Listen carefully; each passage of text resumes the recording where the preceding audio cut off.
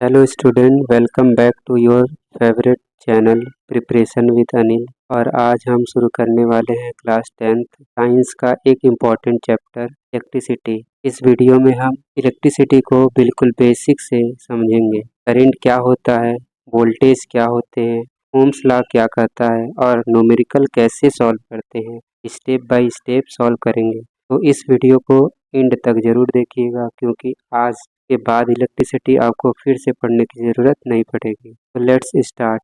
अगर हम बात करें इलेक्ट्रिक करंट की, तो electric current is express by the amount of charge flowing through a particular area in unit time. जब किसी भी कंडक्टर में पर यूनिट टाइम के लिए जितना अमाउंट ऑफ चार्ज फ्लो करता है उसे कहा जाता है इलेक्ट्रिक करंट। अगर इसको दूसरे शब्दों में बात करें तो it is a rate of flow of charge, electric charge is known as electric current. अब इलेक्ट्रिक करंट को हम मैथमेटिकली समझ लेते हैं कि अगर हम मान लेते हैं कि हमारे पास जो नेट चार्ज फ्लो कर रहा है वो क्यों है, क्यों चार्ज है जो नेट चार्ज फ्लो कर रहा है, और जो हमारे पास कंडक्टर है उसमें टी टाइम के लिए वो फ्लो कर रहा है। तो करंट अगर आई है तो इनके बीच में रिलेशन क्या होता है, आई इक्वल टू क्यू अपान में टी होता है। Clear. The SI unit of electric charge जो होता है वो कूलॉम होता है, जिसको हम सी से डिनोट करते हैं। और सेम इसी तरह अगर हम कहें तो the SI unit of electric current is ampere होता है। ठीक है, एम्पियर को ए से डिनोट किया जाता है। अब हम बात करते हैं ए 1 एम्पियर। तो 1 एम्पियर क्या होता है, 1 एम्पियर एक्चुअली होता है अगर हम किसी कंडक्टर में 1 सेकेंड के लिए 1 कूलॉम आवेश फ्लो कराते हैं तो उसे कहा जाता है 1 एम्पियर। इस क्वेश्चन में देखिए तो करंट हमें गिवन है 0.5 एम्पियर, और एक फिलामेंट है जो बल्ब का, उसमें वो फ्लो कर रहा है 10 मिनट के लिए। तो करंट हमें गिवन है आई इक्वल टू 0.5 एम्पियर और टाइम गिवन है हमें 10 मिनट।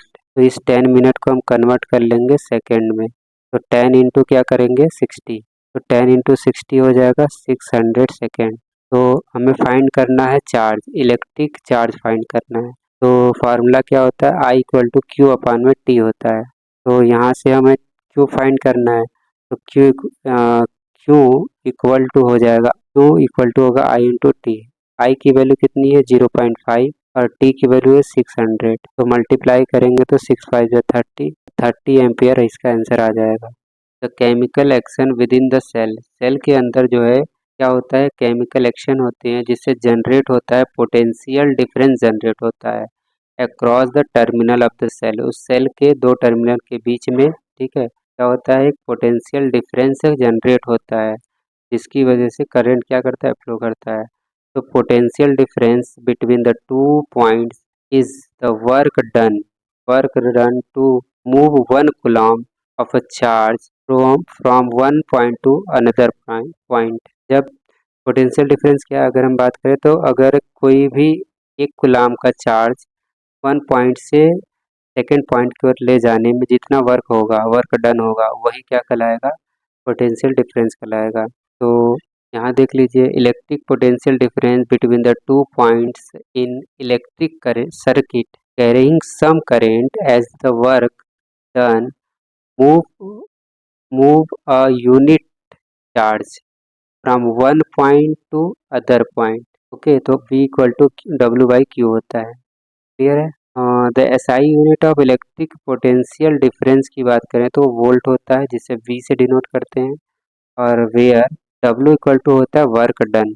ओके, और Q क्या होता है, चार्ज होता है। क्लियर है। अब हम 1 वोल्ट की बात करते हैं। तो 1 वोल्ट क्या होता है, तो 1 volt is the potential difference between the two points current carrying conductor. ठीक है, when 1 joule of work is done move the charge 1 Coulomb from one point to other point. जब भी किसी सर्किट में एक पॉइंट से दूसरे पॉइंट की ओर चार्ज फ्लो करता है, 1 कूलॉम चार्ज फ्लो करता है, ठीक है, तो उसमें क्या होगा कि 1 जूल का वर्क डन अगर हो तो 1 जूल अपान में वर्क कूलॉम इक्वल होता है 1 वोल्ट के। क्लियर। तो 1 जूल अपान में 1 Coulomb. The potential difference is measure by the means of instrument. जब हम पोटेंशियल डिफरेंस की बात करते हैं, इसको मेजर करने के लिए जो इंस्ट्रूमेंट का यूज किया जाता है उसे कहा जाता है वोल्ट मीटर। ओके, तो आप याद रखिएगा कि जब हम पोटेंशियल डिफरेंस को मेजर करते हैं उस इंस्ट्रूमेंट का क्या नाम है, वोल्टमीटर। सेम इसी तरह अगर हम बात करें कि इलेक्ट्रिक करंट को किससे मेजर किया जाता है, तो एमीटर से। ठीक है, याद रखिएगा, इलेक्ट्रिक करंट को मेजर किया जाता है अमीटर से, मतलब इलेक्ट्रिक करंट मीन्स आई, इसको मेजर किया जाएगा किससे, ammeter. The potential difference, sorry, the volt meter is always, ये याद रखिएगा कि सर्किट में जो वोल्ट मीटर होता है always connected in parallel across the point of the between the which the potential difference is measure. जहाँ हमें पोटेंशियल डिफरेंस मेजर करना है तो वहाँ पर हमें क्या करना होगा कि वोल्ट मीटर को पैरेलल के फॉर्म में कनेक्ट करना है। How much work is done in moving a charge Q, ठीक है, चार्ज 2C 2 कूलम, तो across the 2 point potential difference जहाँ पर है V। तो सिंपल क्वेश्चन है, यहाँ पर वर्क डन पूछा गया है, तो V इक्वल टू क्या होता है, V इक्वल टू होता है W अपान में क्यू। ये होता है वर्क डन, जो पोटेंशियल डिफरेंस है वो वर्क डन अपान में चार्ज होता है। तो यहाँ पर हम वैल्यू पुट करें, हमें पूछा है वर्क डन, तो वर्क डन इक्वल टू क्या होगा, V इंटू क्यू हो जाएगा। तो V की वैल्यू कितनी है आप बताइए, तो 12 वोल्ट है, और Q कितना है, तो 2 है। तो अगर हम मल्टीप्लाई करेंगे तो यहाँ से आ जाएगा 24 जूल। तो वर्क डन हमारा क्या हो जाएगा, वर्क डन इक्वल टू हो जाएगा 24। क्लियर है। अब हम सबसे इम्पोर्टेंट इस चैप्टर में बात करते हैं ओम्स लॉ, जो कि इस चैप्टर का सबसे इम्पोर्टेंट टॉपिक है। तो इलेक्ट्रिक करंट, इनका कहना ये है ओम्स लॉ का कि जो हमारा पोटेंशियल डिफरेंस V होता है ना, वो डायरेक्टली प्रोपोर्शनल टू क्या होता है, करंट। ठीक है, याद रखिएगा। अब यहीं से जब हम ये इन्वर्सली प्रोपोर्शनल का साइन हटाते हैं तो एक रेजिस्टेंस आ जाता है जिसका नाम है R। ठीक है, तो potential difference V equal to हो जाता है I इंटू आर। यही ओम्स लॉ है। बट यहाँ चीज़ ये याद रखने वाली बात है कि यहाँ पर जो हमारा टेम्परेचर होना चाहिए ना, वो क्या होना चाहिए, सेम होना चाहिए। ठीक है, टेम्परेचर को आपको चेंज नहीं करना है, तब तो ये फॉलो करेगा। ये चीज़ लिखा है यहाँ पर, N electric circuit the potential difference V is directly proportional to the current flowing through it, provided its temperature remains the same. This is Ohm's law. Clear? अब बात करते हैं हम 1 ओम की। अगर हम 1 ओम की बात करते हैं तो सिंपल है कि हमारे पास क्या है कि करंट जो V 1 वोल्ट का करंट फ्लो करना चाहिए सर्किट में, और जो हमारा करंट होगा वो 1 एम्पियर का होना चाहिए। तो 1 एम्पियर इक्वल टू क्या हो जाएगा, 1 ओम। देखो 1 ओम कहा जाता है, जैसे हमें पता है कि V इक्वल टू क्या होता है, आई इंटू आर। अब इसको याद कैसे करेंगे, तो इंडियन रेलवे, ठीक है, इंडियन रेलवे। अगर मुझे आर की बात करनी है तो आर इक्वल टू क्या होगा, V अपान में आई। तो याद रखिएगा कि जब हम 1 वोल्ट और 1 एम्पियर की बात करते हैं, किसी करंट में फ्लो करता है, तो उसे कहा जाता है 1 ohm. If the potential difference across the two ends of a conductor is 1 volt and the current through it 1 ampere, then resistance क्या होगा, वो 1 ओम होगा। क्लियर है। अब बात करते हैं सबसे इम्पोर्टेंट चीज़ की, जो हमारा रेजिस्टेंस होता है वो किसके डिपेंड करता है, तो जो रेजिस्टेंस होता है वो डायरेक्टली प्रोपोर्शनल टू क्या होता है, लेंथ, और जो रेजिस्टेंस होता है वो इन्वर्सली प्रोपोर्शनल टू होता है इसके एरिया के। डायरेक्टली का मतलब क्या है कि जब हम यहाँ पर लेंथ को इंक्रीज करेंगे ना, तो हमारा रेजिस्टेंस भी क्या होगा, इंक्रीज। और जब इन्वर्सली की बात करते हैं तो जब एरिया बढ़ेगा ना, एरिया को इंक्रीज किया जाएगा तो रेजिस्टेंस कम होगा, और एरिया की वैल्यू अगर कम होगी तो रेजिस्टेंस ज़्यादा हो जाएगा। ये होता है इन्वर्सली। अब इन दोनों को मर्ज करेंगे क्वेश्चन 1 और 2 को, तो यहाँ पर एक आ जाता है आर इक्वल टू, ये हो जाएगा क्या, आर इन्वर्सली हो जाएगा एल अपान में ए।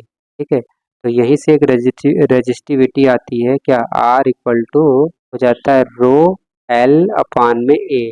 ये रो जो है यही, ये रो कहलाता है रजिस्टिविटी। क्या कहलाता है, रजिस्टिविटी। और थर्ड हमारा डिपेंड करता है the nature of the material, कि वो जो हमारा वायर है, कंडक्टर है, वो किस मटेरियल का बना हुआ है।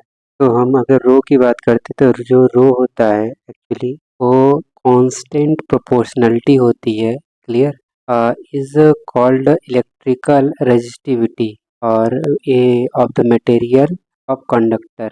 इसका एसआई यूनिट की बात करें तो एसआई यूनिट जो होता है वो ओम मीटर होता है, याद रखिएगा। अब इसी बेस पर एक क्वेश्चन कर लेते हैं। यहाँ पर हमें दिया है क्वेश्चन कि एक गिवन वायर है, मटेरियल वायर है जिसका लेंथ L है और area of cross section A है, ठीक है। और इसका जो रेजिस्टेंस है उस कंडक्टर का वो 4 ओम है।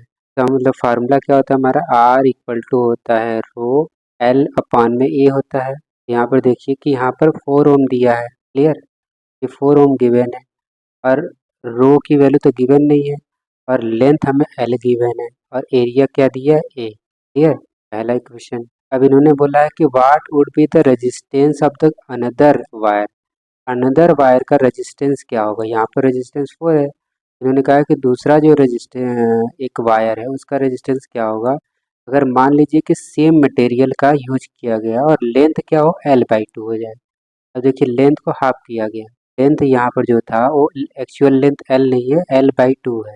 और जो एरिया है ना वो इसको एरिया को डबल कर दिया गया 2A हो गया, ठीक है। ये सपोज करो कि हमारे पास ऐसा एक वायर है, इसकी लेंथ L है और क्रॉस सेक्शन एरिया A है। तो पहला केस ये है, लेकिन अब क्या है इसके एरिया को, तो इसके लेंथ को हाफ कर दिया गया, लेंथ L/2 हो गया और क्रॉस सेक्शन एरिया जो है वो 2A हो जाएगा, डबल हो जाएगा।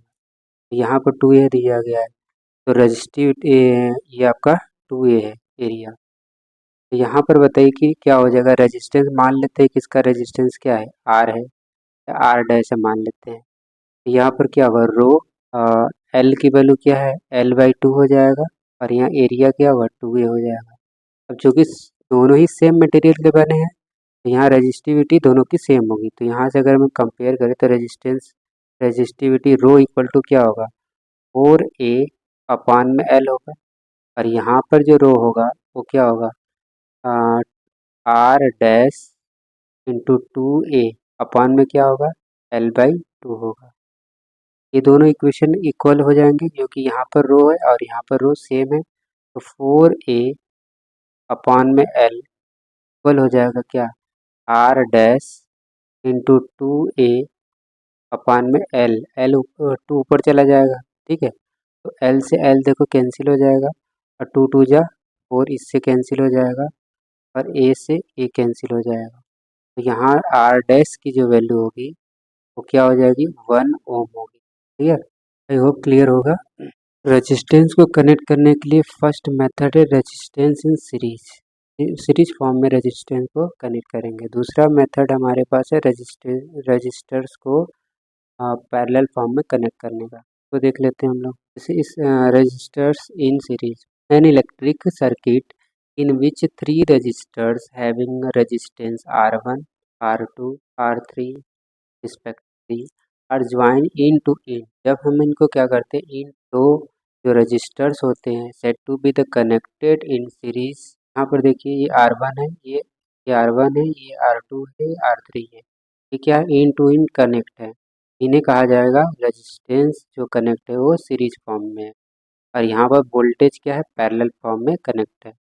और अगर हम अमीटर की बात करते हैं तो क्या अमीटर हमारा सीरीज फॉर्म में कनेक्ट है, क्लियर। ये हमारा बैटरी है, ये की है, क्लियर। और यहाँ से हमारा पॉजिटिव पी जो बैटरी की पॉजिटिव इंड होती है, पॉजिटिव टर्मिनल होता है, वहाँ से करंट फ्लो करता है। अगर हम equal to I into R होता है, पता है सभी को, equal to I into R होता है। यहाँ पर जो टोटल रेजिस्टेंस होगा मतलब इक्विवेलेंट रेजिस्टेंस होगा वो R1 plus R2 plus R3 के इक्वल होता है। ऐसे R4 R5 कर सकते हो आप। अगर हम वोल्टेज की बात करते हैं, मान लीजिए इस रेजिस्टेंस में हमें वोल्टेज निकालना है तो V1 होगा, इस वोल्टेज पर निकालना है, इस रेजिस्टेंस V2 पर रजिस्टर R2 पर वोल्टेज निकालना है तो V2 होगा। अगर R3 पर वोल्टेज निकालना होगा तो R3 होगा। तो V1 equal to I into R1 होता है। अगर V2 निकालना है तो I इंटू R2 होगा। एंड इसी तरह अगर हमें जब V3 फाइंड करना है तो क्या होगा I इंटू R3 करना है। एक चीज़ याद रखिएगा कि सीरीज फॉर्म में इन सीरीज ठीक है, इन सीरीज जो होगा करेंट सेम होता है, I क्या होता है एवरी पॉइंट पर सेम होगा, I क्या होता है सेम होता है, बट V क्या होता है डिफरेंट होते हैं। पोटेंशियल डिफरेंस क्या होता है हर एक पॉइंट पर रेजिस्टेंस पर डिफरेंट होते हैं। अगर हम बात करते हैं V तो V इक्वल टोटल वोल्टेज की बात करें तो V1 plus V2 plus V3 form में होता है। क्लियर है। अब नेक्स्ट कॉन्सेप्ट की ओर मूव करते हैं हम। हमारे पास सेकंड मेथड है रजिस्टर्स इन पैरेलल फॉर्म में। तो यहाँ पर देखिए कि R1, R2, R3 ये सब क्या है, पैरेलल फॉर्म में कनेक्ट है, क्योंकि इनका जो स्टार्टिंग फेस है एक ही पॉइंट से कनेक्ट है और जो लास्ट वाला पॉइंट है वो एंड पॉइंट से एक ही बार कनेक्ट है। तो यहाँ पर अगर हम टोटल रेजिस्टेंस की बात करते हैं तो 1/RP जो होता है 1/R1 plus 1/R2 plus 1/R3 plus and so on, इसी तरह आप लिख सकते हैं। तो करंट की बात करें तो आई इक्वल टू होता है V/RP होता है। आई इक्वल टू क्या होता है, V/RP होता है। टोटल करंट अगर फाइंड करना है तो आई इक्वल टू क्या होगा, V/RP कर दीजिए, टोटल रेजिस्टेंस से डिवाइड कर दीजिए। अगर हम करंट की बात करें तो आई इक्वल टू होता है I1 plus I2 plus I form में होता है। इसमें वोल्टेज सेम होता है हर एक पॉइंट पर। यहाँ पर अगर हम करंट की बात करें तो करंट होता है V/R1। R2 की बात करें तो क्या होगा, I2 तो V/R2 और R3 पर बात करें तो current I equal to V/R3। अब बात कर लेते हैं हम electric power, the rate of doing work. तो रेट ऑफ डूइंग वर्क कहा जाता है power. The rate at which electric energy is dissipated or consumed in a electric circuit. This is also termed as a electric power. तो electric power P को P से denote किया जाता है। तो P इक्वल टू होता है V into I, और P equal to I square R भी होता है, और P इक्वल टू होता है V स्क्वायर आर। याद रखिएगा। द यूनिट जो होता है पावर का वो वाट होता है, वाट स्मॉल यूनिट होता है। An electric bulb is connected to 20 volt generator, और इसमें करंट जो है 0.50 एम्पियर है। तो पावर बताइए तो क्या होता है, इक्वल टू क्या होता है V इंटू आई। बस सिंपल सा आप क्या करिए, V इंटू आई कर दीजिए। V की वैल्यू कितनी है 220 और आई की वैल्यू है 0.50। मल्टीप्लाई करेंगे तो कितना आएगा, 2 5 जा 10, ठीक है, और 2 5 जा 10 एक 11, 110 वोल्ट आ जाएगा, वाट आएगा। ठीक है। अब heating effect of electric current कर लेते हैं। Heating effect of electric current क्या होता है, जब किसी सर्किट में काफ़ी लंबे समय तक करंट फ्लो करता है तो उसके थ्रू क्या होगा, वो हीट होता है, और जब हीट होगा तो उसकी वजह से क्या होता है, एक इफेक्ट होता है जिसको कहते हैं हीटिंग इफेक्ट, है ना। जब कोई सर्किट क्या होगा, काफ़ी ज़्यादा हीट होगा तो उसी वजह से वहाँ पर हीटिंग इफेक्ट प्रेजेंट होता है। तो H इक्वल टू होता है VIT, फार्मूला इंपॉर्टेंट है, और H इक्वल टू होता है आई स्क्वायर RT, और P इक्वल टू होता है, आपको पता है P इक्वल टू VI होता है। तो I जो होता है वो Q अपान में T होता है, इस वजह से यहाँ से फार्मूला आएगा क्या, P equal to V into Q upon में T, और VI भी होता है। ठीक है।